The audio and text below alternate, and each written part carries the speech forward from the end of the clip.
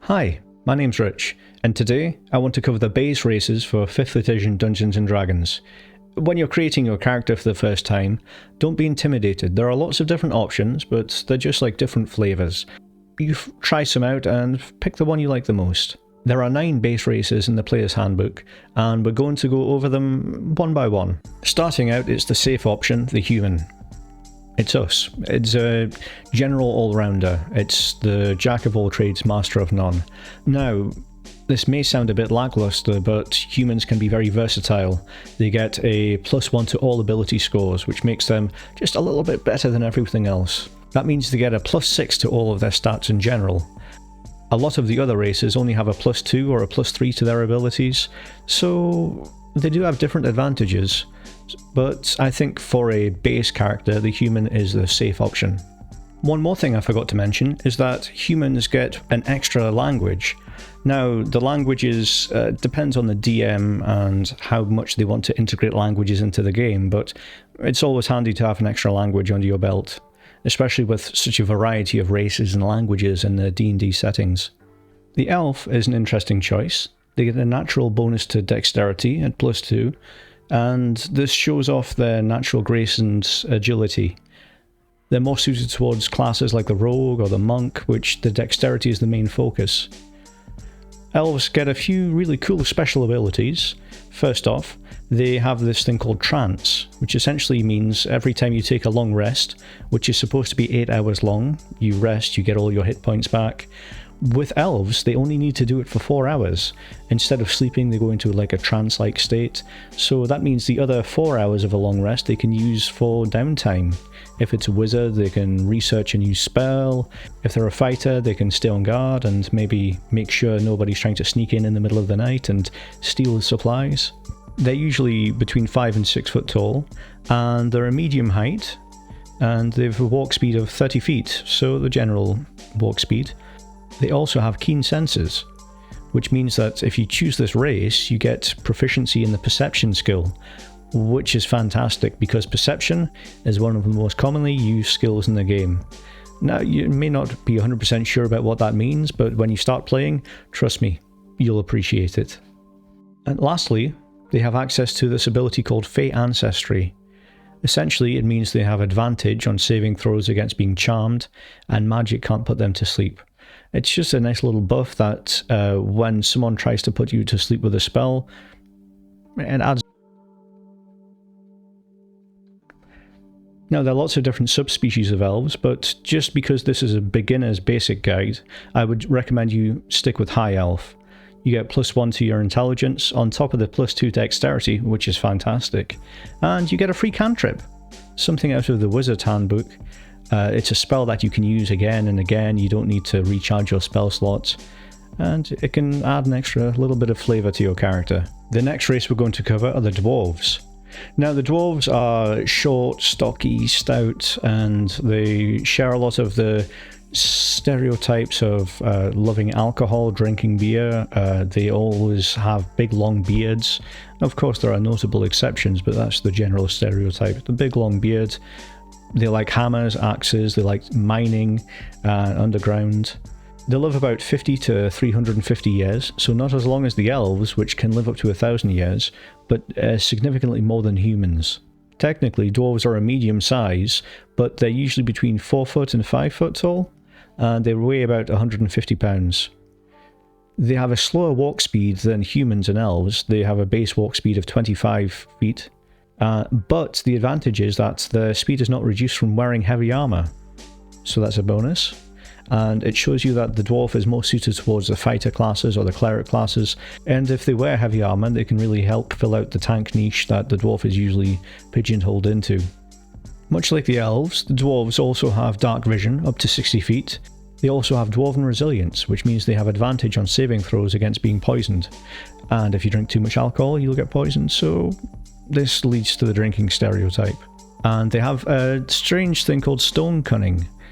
Now, this is very niche and doesn't get used a lot, but it's a nice little characteristic to add to the dwarves.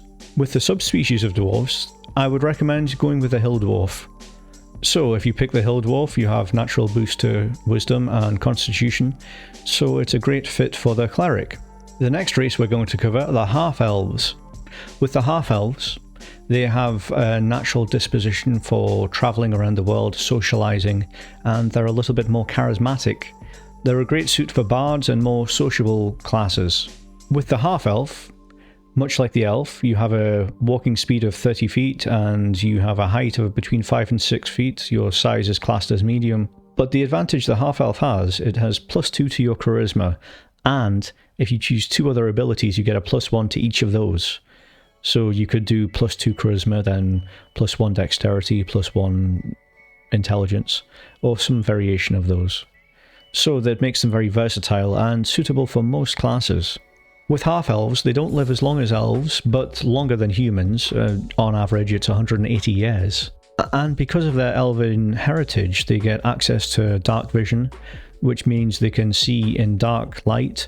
Much like the elves, you have access to the Fey ancestry, which means you have advantage on saving throws against being charmed, and spells can't put you to sleep.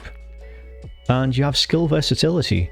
Now this is where the half-elf shines, because you gain access to proficiency in 2 skills of your choice. That big long list of skills on your character sheet, you can choose 2 of them, and have proficiency. Next, we're going to cover the halflings.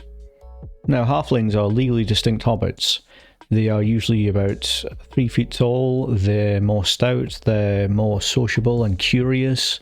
They have natural bonus to dexterity. They get +2 to their dexterity, which makes them good rogues. Technically their class is small instead of medium for their size, so there are different abilities and different rules that apply to them because of that. But if you ask your DM, or check it out in the player's handbook, you can find out the details. They also have the lucky ability, which is considered so good it's broken by a lot of DMs. When you roll a 1 on a d20, when you're rolling for an attack roll, ability check, or saving throw, you can re-roll the die again. The thing is, you can use this as many times as you want. So essentially, halflings never have a critical failure. Halflings have access to the ability Brave, which means they have advantage on saving throws against being frightened. Now this can be a good thing and a bad thing, because if the halfling wants to go ahead of the party and try and steal some treasure from a dragon, but it's against everyone's best intentions, then someone might have to grab them by the collar and stop them going in. Lastly, you gain the ability Halfling Nimbleness. You can move through the space of any creature and it's size larger than yours. So you can move in between the legs of a half-orc fighter, for example, shoot your bow and arrow and then sneak back out. This really comes into play when you're going through cramped dungeons in single file and small caverns and passageways, because it can lead to a pile-up quite easily. The halfling negates this by its natural small stature. There are some subspecies of halflings, and I know this is a boring choice, but this is a beginner's guide, and I would say to play it safe and choose the stout halfling. You gain a +1 to your constitution, and you have advantage on saving throws against poison, very similar to the dwarf. You have resistance against poison damage, which is quite helpful, depending on what setting you're going for. If it's a jungle setting, there's more chance of poisonous creatures. The gnome is the other small race you can choose. And the difference is the halfling gets +2 dexterity, the gnome gets +2 intelligence, which makes them a natural fit for more wizard and magical creatures. The size are even smaller than halflings, between 3 and 4 foot, and they average around 40 pounds. Technically they're classed as small, and they have a base walking speed of 25 feet. Like the elves and dwarves, they gain access to dark vision, which lets them see in dark caverns like a black and white for 60 feet in front of them. They also have gnome cunning, which gives them advantage on all intelligence, wisdom and charisma saving throws against magic, so they have a light magical resistance. Out of the gnome subraces, I would just go with the deep gnome. That's my personal favourite, and I think it's one of the most user-friendly ones for beginners. You gain a +1 boost to your dexterity. It's always an advantage if you're playing an intelligence-based class, because this gives you a natural boost to your dexterity and your armor class. Now the deep gnome, because it's naturally underground, gains super dark vision. Essentially, instead of the 60 feet, you get 120 feet dark vision. And you have advantage on stealth checks when you hide in rocky terrain. The stone camouflage ability is really aligning with the roguish class, because you get dexterity, you get advantage on stealth, So yeah, definitely think of picking this one up. And if you combine it with the Arcane Trickster, you gain access to the Minor Illusion cantrip, so that has a natural synergy, but I'm getting ahead of myself. Next, we're going to cover the last 3 races, and they're the more monstrous races. The Dragonborn, the Half-Orc, and the Tiefling.